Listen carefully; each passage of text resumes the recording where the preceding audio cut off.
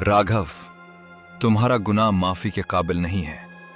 तुमने राज्य की सुरक्षा के साथ खिलवाड़ किया है। महाराज, मुझे क्षमा कर दें। मुझसे बहकावे में आकर ये भूल हुई है। कानून की नजर में भूल और गुनाह में कोई फर्क नहीं होता। तुम्हें मृत्युदंड दिया जाता है। तभी राघव की माँ सुमति रोती हुई राजसभा में दौड़ कर आती है। नहीं महाराज, ऐसा मत कीजिए। मेरा एक ही बेटा है। मेरे बुढ़ापे का सहारा मत छीनिए।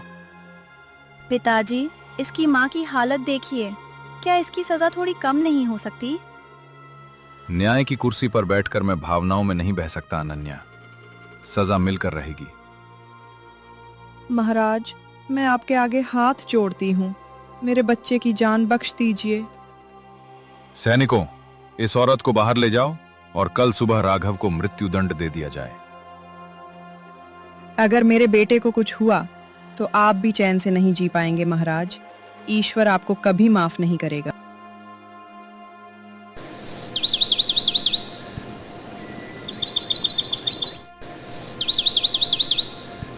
अगले दिन सुबह राघव को मृत्युदंड दे दिया जाता है। सुमति अपने बेटे के शव को देखकर पूरी तरह टूट जाती है। राघव, मेरे बच्चे, तू मुझे छोड़कर चला गया।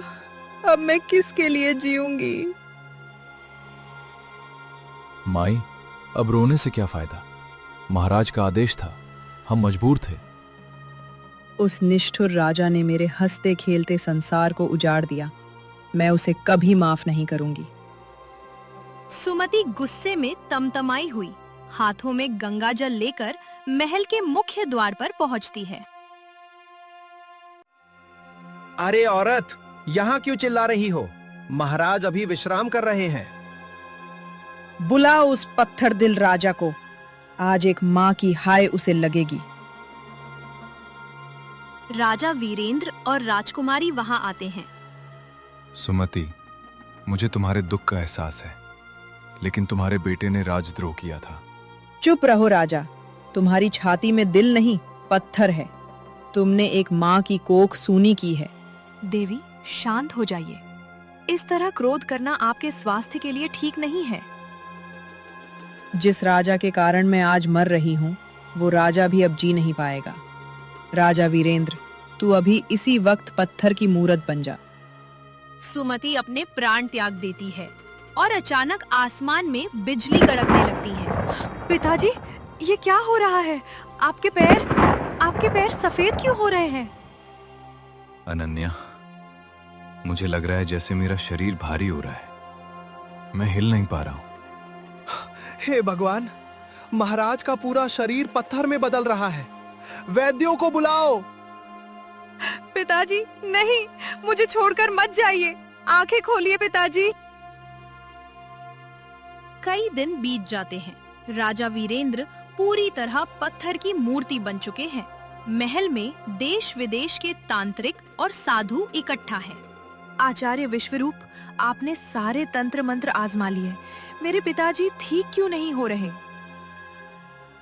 राजकुमारी, ये कोई साधारण जादू नहीं है।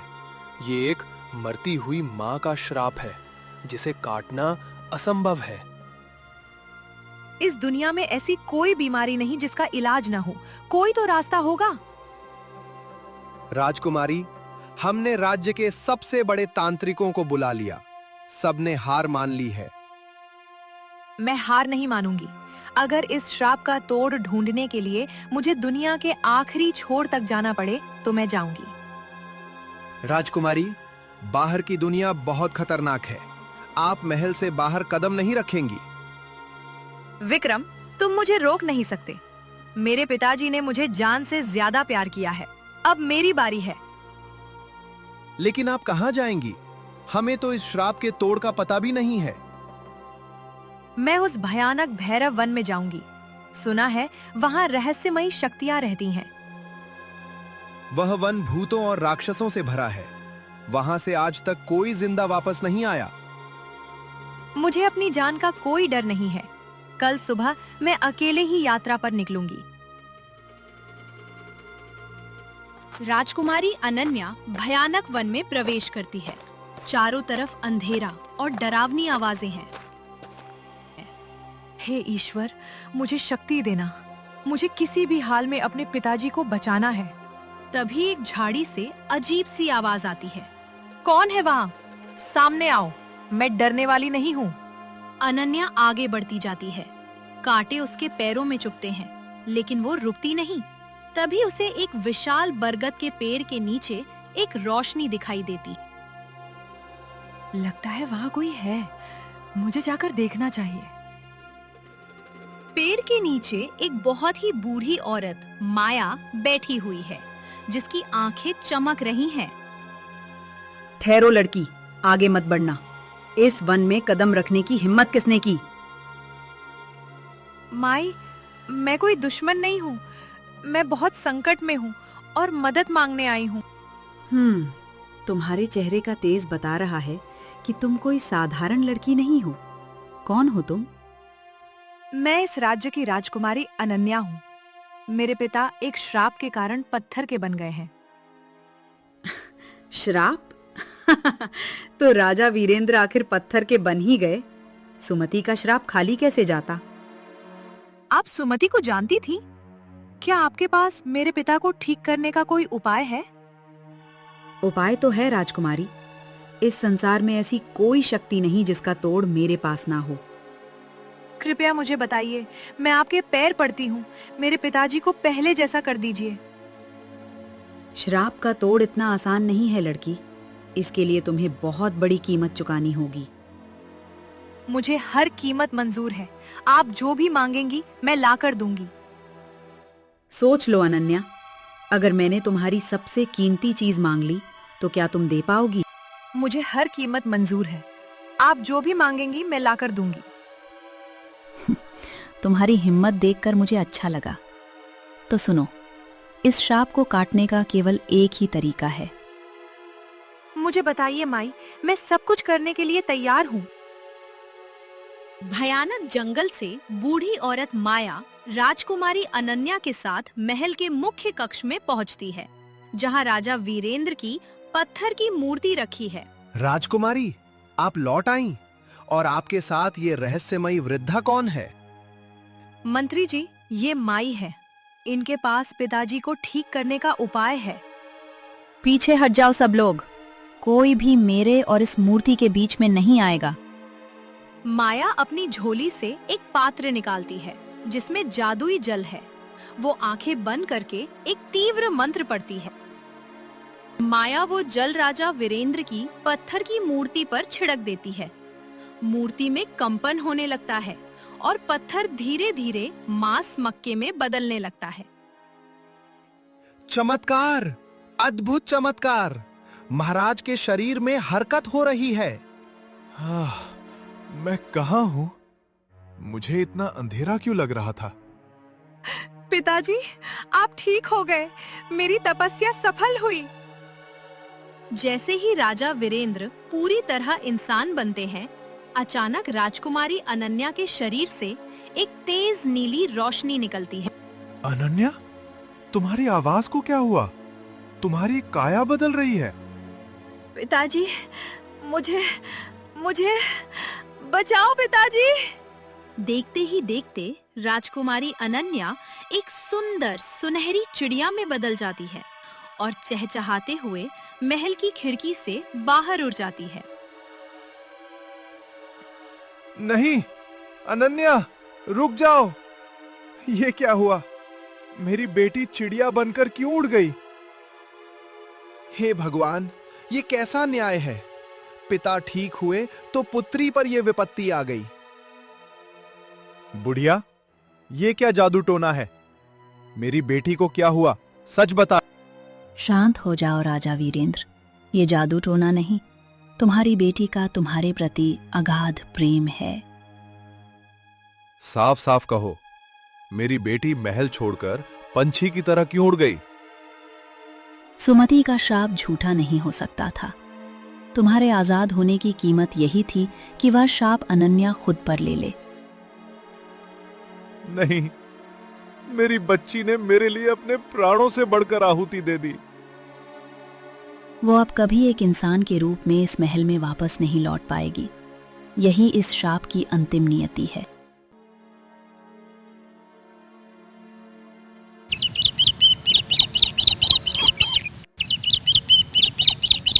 कई महीने बीत जाते हैं। राजा वीरेंद्र रोज सुबह महल के बाहर बने शाही बगीचे में एक ऊंचे पेड़ के नीचे आकर बैठ जाते हैं। अनन्या, मेरी बच्ची, तुम कहाँ हो? देखो, तुम्हारे पिताजी आए हैं। तभी पेड़ की डालियों से वही सुनहरी चिड़िया उड़कर आती है और राजा के कंधे पर बैठ जाती है। पिताजी, मैं ठीक हूँ, आप उदास मत होइए। लो मेरी बच्ची, दाने चुग लो। तुम्हारे बिना ये विशाल महल मुझे काटने को दौड़ता है। मैं हमेशा आपके पास हूँ पिताजी। काश मैं तुम्हें फिर से गले लगा पाता। मैं अपने किए पर बहुत शर्मिंदा हूं अनन्या। बीती बातें भूल जाइए महाराज। आपका न्याय अपनी जगह सही था और माँ का दुख अपनी जगह। राजा और वो चिड़िया रोज कुछ घंटे इसी तरह खामोशी और असीम प्रेम के साथ बिताते हैं। फिर राजा भारी मन से महल लौट आते हैं।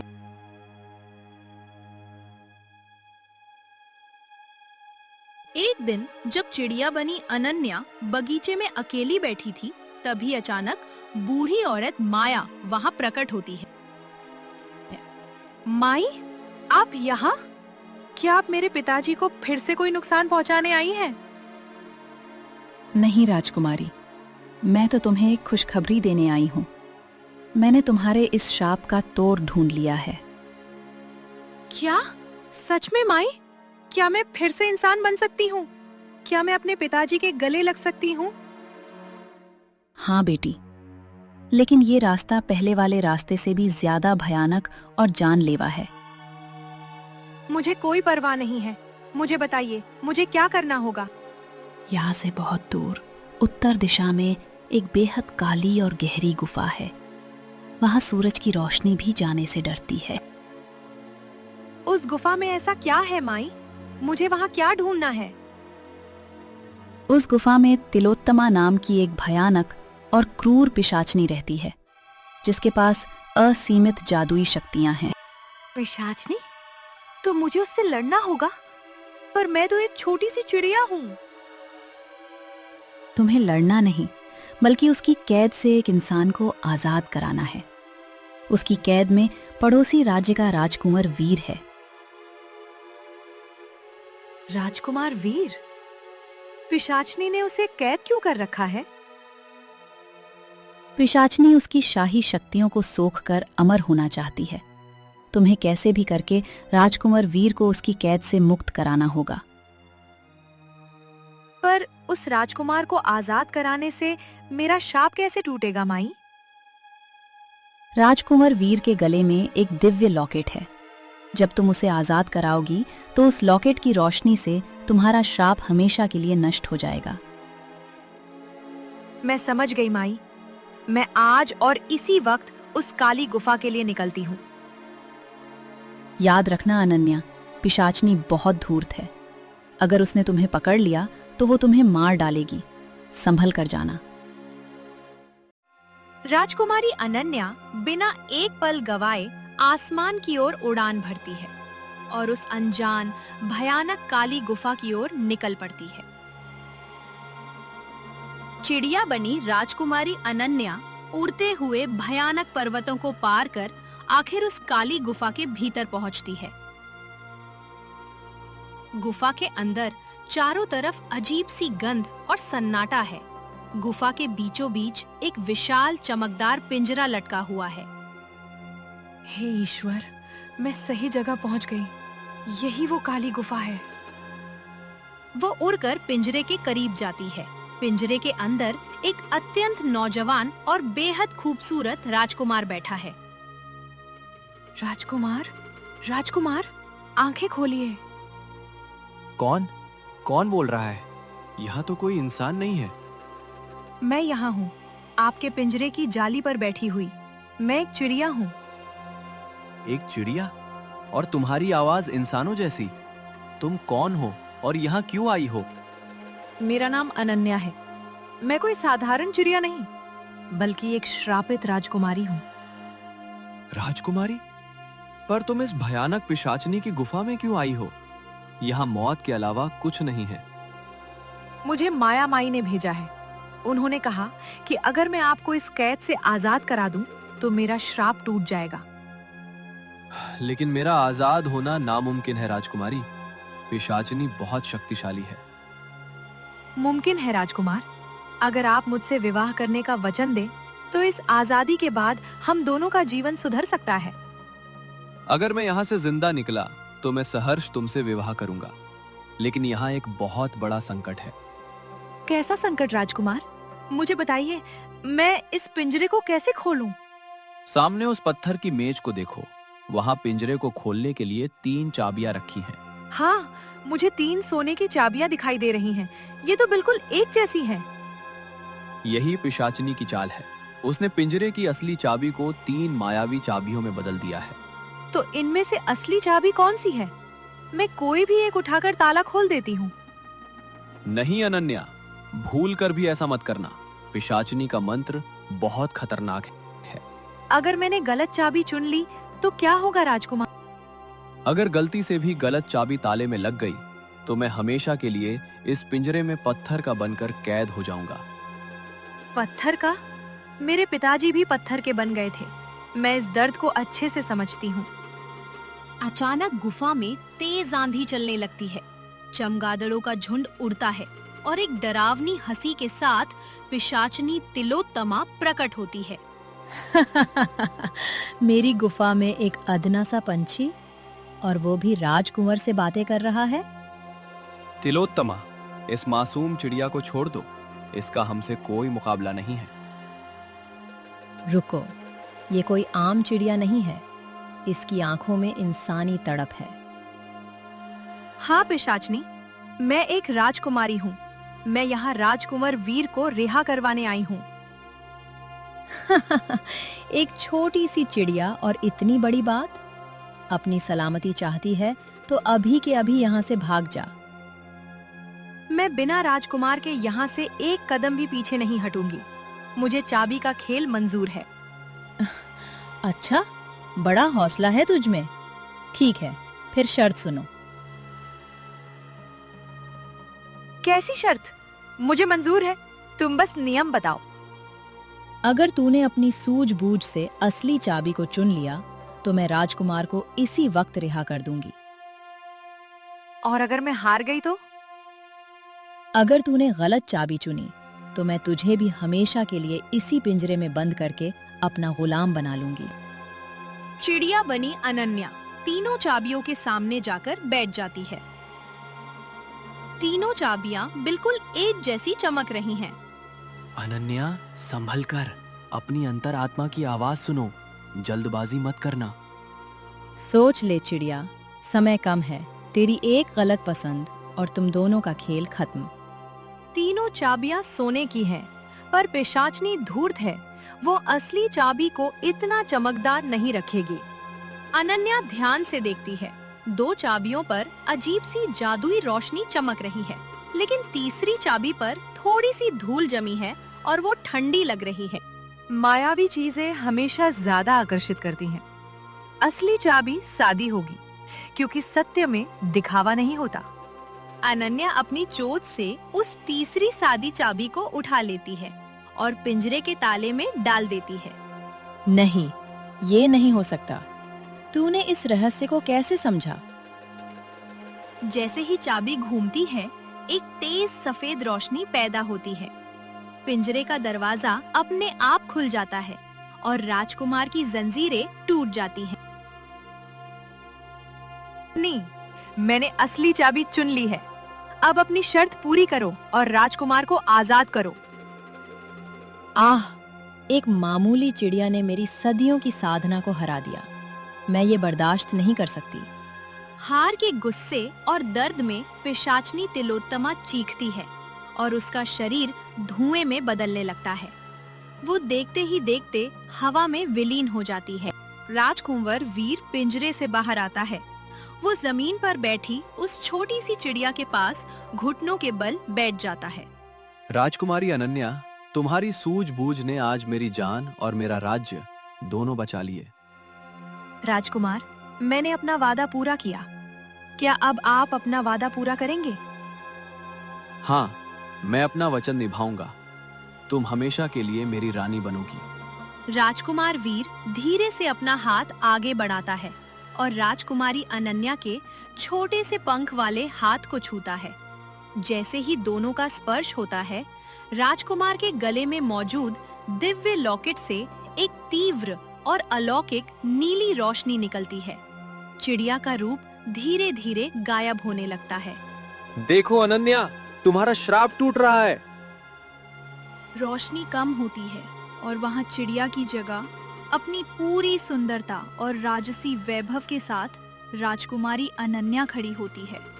हे ईश्वर, मैं फिर से इंसान बन गई। मेरा श्राप खत्म हो गया।